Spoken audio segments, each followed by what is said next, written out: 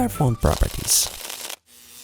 Well, font properties represent CSS properties that we can use to change the look of fonts in our web pages. So for example, with the font properties, we can set font family, font style, font size, font weight, and font variant.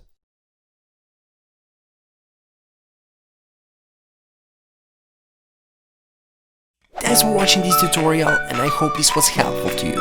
If you like our work, please become our Patreon or simply donate over PayPal. Please remember, even a little from you means a lot for us. You can follow us on our Twitter and Instagram profiles, and please don't forget to subscribe on our YouTube channel, because on our YouTube channel, knowledge is waiting for you.